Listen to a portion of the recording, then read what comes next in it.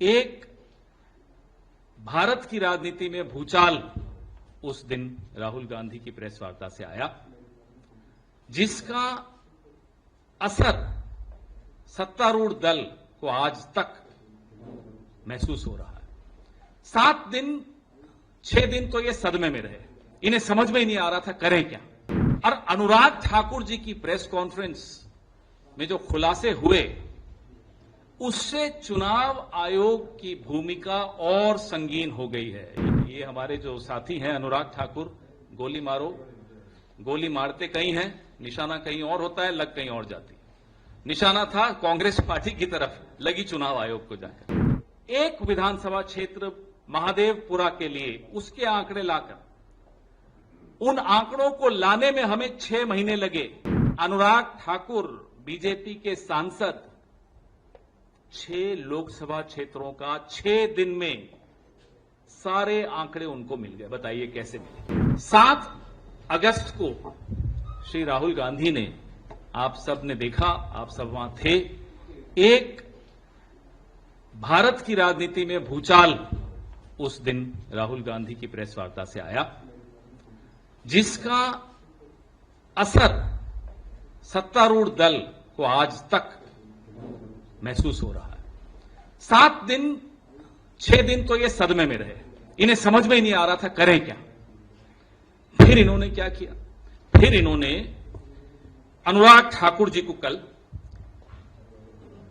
Press conference के लिए बुलाया, और अनुराग ठाकुर जी की प्रेस कॉन्फ्रेंस में जो खुलासे हुए, उससे चुनाव आयोग की भूमिका और संगीन हो गई है। ये हमारे जो साथी हैं अनुराग ठाकुर, गोली मारो, गोली मारते कहीं हैं, निशाना कहीं और होता है, लग कहीं और जाती है। निशाना था कांग्रेस पार्टी की तरफ, लगी चुनाव आयोग को जाकर। और चुनाव आयोग भी घबराया हुआ है कि एक और गोली बीजेपी से भी आ गई।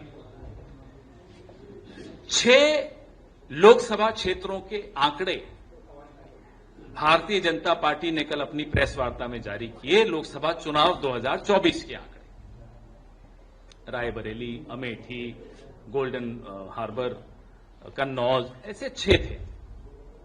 और साबित करने की कोशिश की कि इन 6 के 6 लोकसभा क्षेत्रों में फर्जी वोटिंग हुई है, फर्जी वोटर हैं, वोटर लिस्ट गड़बड़ है। धन्यवाद अनुराग ठाकुर जी, पूरा देश आपको भी धन्यवाद दे रहा है। अचानक रुचि आ गई भारतीय जनता पार्टी की ये फेक वोटर लिस्ट में, अभी तक नहीं थी। अभी तक हम बोलते थे तो हमें तो नोटिस दे दिए जाते थे, ट्रोल कर दिया जाता था। आप लोग भी शाम को ट्रोल करते थे स्टूडियो में, हमें कोई बात नहीं। लेकिन अब अचानक बीजेपी को भी इंटरेस्ट आ गया था fake voter list. Rahul Gandhi जब प्रेस वार्ता कर रहे थे 7 अगस्त को, लगभग 2:30 बजे प्रेस वार्ता चल रही थी, 2:30 बजे नोटिस आ गया चुनाव आयोग का, हलफनामा दीजिए। अनुराग ठाकुर को प्रेस कॉन्फ्रेंस करे हुए अब 24 घंटे होने वाले हैं थोड़ी देर में। बताइए नोटिस आया हो तो। नंबर 1, जो हम कह रहे थे एक विधानसभा क्षेत्र महादेवपुरा के लिए उसके आंकड़े लाकर, उन आंकड़ों को लाने में हमें 6 महीने लगे, क्योंकि वो प्रिंटेड 7 फुट ऊंची ढेर आपको कागजों का दिखाया, सैकड़ों किलो वजन। एक विधानसभा क्षेत्र महादेवपुरा, 6 महीने लगे कांग्रेस पार्टी को, क्योंकि इलेक्ट्रॉनिक वोटर लिस्ट हमें नहीं दी गई।